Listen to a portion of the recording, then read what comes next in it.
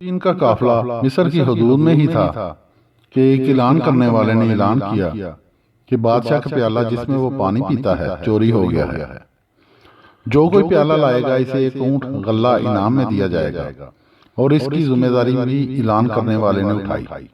اور جب ان بھائیوں کو تلاشی کے لیے روکا گیا تو انہوں نے ان کی بات پر ناگواری کا اظہار کرتے ہوئے کہا کہ اللہ کی قسم تمہیں اچھی طرح معلوم ہے کہ ہم لوگ سرزمین مصر میں فساد کرنے نہیں آئے اور نہ ہم چور ہیں، پھر بھی تم ہم پر خواہ مخواہ الزام لگا رہے۔ اس کے جواب میں حضرت یوسف علیہ السلام کے کرندے نے کہا کہ اگر تم جھوٹے ثابت ہوئے تو اس کی سزا جانتے ہو؟ وہ کہنے لگے کہ جس کے سامان سے پیالہ برآمد ہو وہی اس کا بدلہ ہے، یعنی چور کو اس شخص کے حوالے کر دیا جاتا تھا جس کی وہ چوری کرتا تھا۔ ان کی شریعت میں یہی قانون تھا۔ حضرت یوسف علیہ السلام نے خود بھائیوں کے سامان کی تلاشی لینی شروع کر دی تاکہ کوئی شک نہ کرے اور تدبیر کامیاب رہے۔ اور جب شاہی پیالہ بنیامین کے سامان سے برآمد ہو گیا تو کہنے لگے اگر اس نے چوری کی ہے تو اس سے پہلے اس کے بھائی نے بھی چوری کی تھی۔ ان کا اشارہ حضرت یوسف علیہ السلام کے اس واقعہ سے ہے جب آپ کی پھوپھی نے حضرت اسحاق علیہ السلام کا کمربند حضرت یوسف علیہ السلام کی بے خبری میں آپ کے کپڑوں میں چھپا دیا تھا اور بعد میں نکال کر آپ پر چوری کا الزام لگایا تھا۔ اس سے آپ کی پھوپھی کا مقصد یہ تھا کہ حضرت یوسف علیہ السلام میری نگرانی اور پرورش میں رہیں، کیونکہ وہ آپ سے بہت زیادہ محبت کرتی تھی۔ اب آپ کے بھائی منت ماجت کرنے لگے کہ اور کہنے لگے کہ اے عزیز اس کا باپ بوڑھا عمر رسیدہ ہے، لہذا اس کے بدلے ہم میں سے کسی کو پکڑ لیں۔ حضرت یوسف علیہ السلام نے کہا اللہ کی پناہ، کیا ہم اس کو چھوڑ دیں جس پر الزام ہے اور اس کو پکڑ دیں جو بری ہے؟ یہ کام ہم نہیں کر سکتے اور نہ ہی ہماری طبیعت گوارا کر سکتی ہے۔ ہم تو اسی کو پکڑیں گے جس کے پاس سے ہم نے اپنا سامان یعنی پیالہ برآمد کیا ہے۔ وہ بھائی کو واپس لینے سے مایوس ہو گئے تو الگ ہو کر آپس میں چپکے باتیں کرنے لگے۔ ان میں سے سب سے بڑے بھائی روحیل نے کہا کہ کیا تمہیں علم نہیں کہ ہمارے باپ نے ہم سے پختہ عہد لیا تھا اور اللہ کو گواہ بنایا تھا کہ ہم بنیامین کو ضرور واپس لائیں گے، مگر یہ کہ ہمیں گھیر لیا جائے، اور اب تم نے وعدے کے خلاف ورزی کی ہے اور یوسف کے بارے میں تم پہلے ہی کوتاہی کر چکے ہو جو تمہیں معلوم ہے۔ اب میں کس منہ سے ابا جان کے سامنے جاؤں گا؟ اب تو میں یہاں سے نہیں ٹلوں گا، یہاں ہی ٹھہرا رہوں گا حتیٰ کہ مجھے والد صاحب کی اجازت دیں یا اللہ تعالیٰ ہی میرے بارے میں فیصلہ کریں۔ لہٰذا تم ابا جان کی طرف جاؤ اور ان سے کہو کہ بلا شبہ آپ کے بیٹے نے چوری کی ہے۔ اگر آپ کو ہماری بات پر یقین نہیں ہے تو بستی والوں سے معلوم کر لیں جہاں ہم ٹھہرے تھے یا اس قافلے والوں سے جن کے ساتھ ہم آئے تھے، اور ہم سچے ہیں۔ انہوں نے واپس جا کر جب حضرت یعقوب علیہ السلام کو سارا واقعہ سنایا تو وہ بہت رنجیدہ ہوئے اور کہا کہ تمہارے نفسوں نے یہ معاملہ خوبصورت کر کے بنایا ہے، اب صبر ہی بہتر ہے۔ حضرت یعقوب علیہ السلام کی آنکھیں گریہ زاری اور غم کی وجہ سے سفید ہو گئیں اور آپ کو نظر آنا بند ہو گیا، لیکن آپ اپنے غم کو ضبط کیے ہوئے تھے۔ آپ کے بیٹوں نے آپ کی یہ حالت دیکھی تو کہنے لگے آپ غم میں گل جائیں گے یا ہلاک ہو جائیں گے، آپ کا جسم لاغر اور کمزور ہو گیا ہے، آپ اپنے اوپر رحم کھائیں۔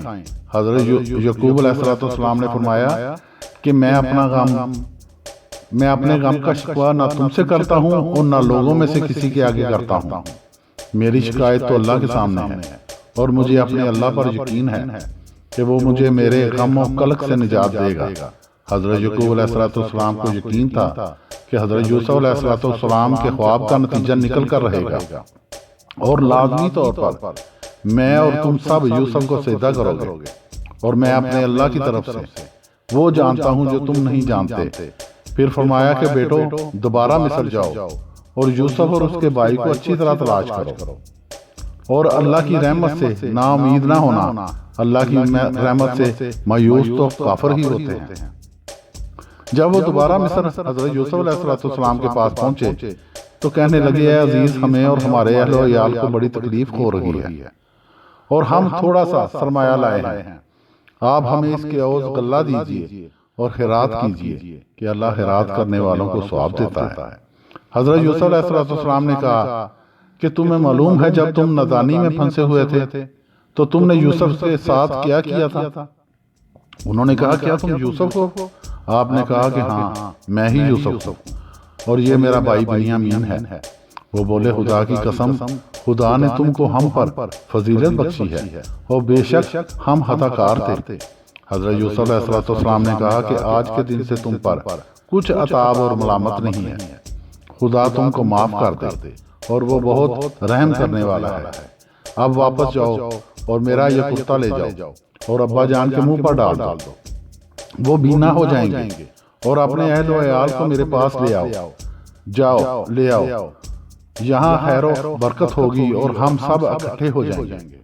جب قافلہ شہر سے باہر نکلا اور ابھی 3 دن کی مسافت باقی تھی کہ حضرت یعقوب علیہ السلام نے گھر والوں سے کہا کہ مجھے یوسف کی خوشبو آ رہی ہے اور یہ نہ سمجھو کہ بوڑھا بہہ گیا ہے۔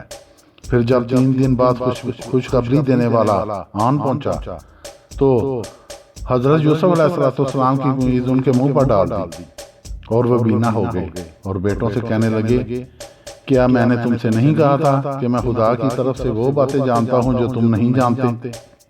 اللہ تعالیٰ مجھے یوسف سے ملا کر میری آنکھیں ٹھنڈی کرے گا۔ بیٹوں نے کہا کہ ابا جان ہمارے گناہ کی اللہ سے مغفرت مانگیے، بے شک ہم گناہ گار ہیں۔ آپ نے کہا کہ میں اپنے پروردگار سے تمہارے لیے بخشش مانگوں گا، بے شک وہ بخشنے والا مہربان ہے۔ اور پھر قافلہ جس میں خاندان کے سب افراد شامل تھے مصر کی طرف روانہ ہوا۔ جب یوسف علیہ السلام کو اطلاع دی گئی کہ اللہ کے نبی یعقوب علیہ السلام آ رہے ہیں تو حضرت یوسف علیہ السلام ان کے استقبال کے لیے باہر نکلے، اور بادشاہ بھی اپنے لاؤ لشکر سمیت حضرت یوسف علیہ السلام کی خدمت اور اللہ کے نبی حضرت یعقوب علیہ السلام کی تعظیم کے لیے باہر نکلا اور آپ کا شاندار استقبال کیا۔ اور ایک عرصہ بعد باپ بیٹے کی ملاقات ہوئی۔ جب سب لوگ محل میں پہنچ گئے تو حضرت یوسف علیہ السلام کو سجدہ کیا، یعنی آپ کے والدین اور 11 بھائیوں نے آپ کی تعظیم کے لیے سجدہ کیا، اور یہ سب شریعتوں میں پہلے جائز رہا ہے، یہاں تک کہ ہماری شریعت میں حرام قرار دیا گیا۔ حضرت یوسف علیہ السلام نے کہا کہ ابا جان یہ میرے خواب کی تعبیر ہے جو میں نے آپ سے بیان کیا تھا، میرے رب نے اسے سچ کر دیا ہے اور اس نے مجھ پر احسان کیا ہے جب اس نے مجھے جیل خانے سے نجات عطا فرمائی۔ پھر اس نے غم و تنگی اور ترشی کے بعد مجھے مصر کے علاقوں کا حکم بنا دیا اور یہاں میرا حکم چلتا ہے۔ حضرت یعقوب علیہ السلام کا سارا خاندان مصر میں آباد ہو گیا، اور جب آپ کے انتقال کا وقت قریب آیا تو آپ نے حضرت یوسف علیہ السلام سے وصیت کی کہ مجھے میرے باپ دادا حضرت اسحاق اور حضرت ابراہیم علیہ السلام کے پاس دفن کرنا۔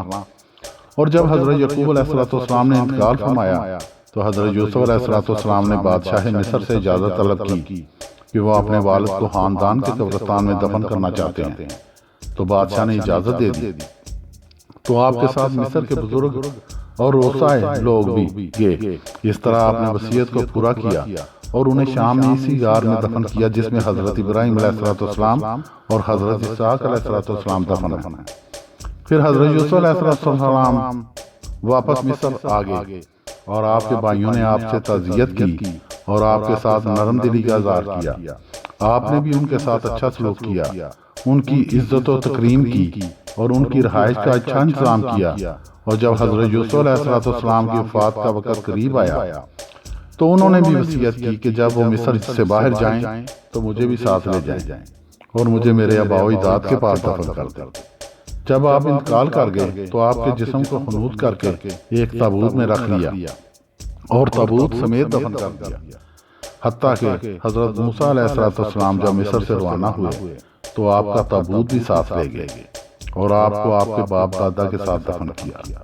آپ نے 120 سال کی عمر میں انتقال فرمایا۔